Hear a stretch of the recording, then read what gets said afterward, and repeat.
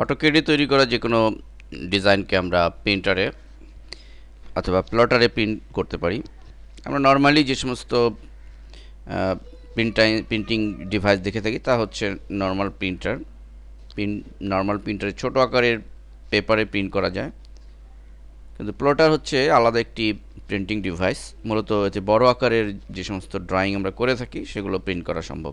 তো মূলত এই প্লটার কিভাবে আমরা প্রিন্ট করবো সেটি আমরা দেখব পর্যায়ক্রমে, কিন্তু তার পূর্বে প্লটার কীভাবে ইনস্টল করতে হয় সেটি আমরা এখন দেখব এই অধ্যায়। তো এর জন্য আমরা চলে যাব ফাইল মেনুতে এবং সেখানে রয়েছে প্লটার ম্যানেজার। তো প্লটার ম্যানেজারে ক্লিক করব। ফলে প্লটার ম্যানেজারে ক্লিক করার পর আমরা এখান থেকে অ্যাড এ প্লটার উইজার্ড এই বাটনটিতে, আইকনটিতে ডাবল ক্লিক করব।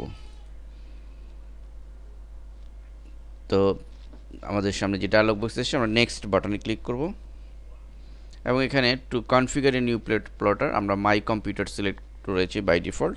তো আমরা মাই কম্পিউটার সিলেক্ট রেখে আমরা নেক্সট বাটনে ক্লিক করব। এখানে আমাদের রয়েছে প্লটারের মূলত ম্যানুফ্যাকচার এবং মডেল। তো আমরা ম্যানুফ্যাকচার, সাপোজ আমরা এখান থেকে অটোডেস্ক ডিএক্সবি ফাইল এটি সিলেক্ট করে দিলাম, মডেলটি রয়েছে। দেন আমরা নেক্সট বাটনে ক্লিক করব। এরপর আমরা পুনরায় নেক্সট বাটনে ক্লিক করব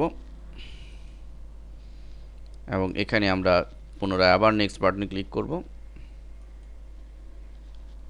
এখানে এসে আমরা প্লটারের যে কোনো নাম দিতে পারি, তো অথবা যেটি রয়েছে সেটি রেখে আমরা নেক্সট বাটনে ক্লিক করব অ্যান্ড দেন ফিনিশ বাটনে ক্লিক করব। ফলে আমরা দেখুন অলরেডি আরেকটি এখানে পূর্বে তৈরি করা কিছু প্লটার ইনস্টল করা হয়েছিল, কিন্তু আমরা এখন প্র্যাকটিক্যালি দেখানোর ফলে কিন্তু আরেকটি ইনস্টলেশন আইকন চলে এসছে। তো এভাবে আমরা প্লটার প্রথমে ইনস্টল করে নিব। এরপরে প্লটারের মাধ্যমে কীভাবে প্রিন্ট করতে হয় সেটি আমরা নেক্সট অধ্যায়ে দেখব।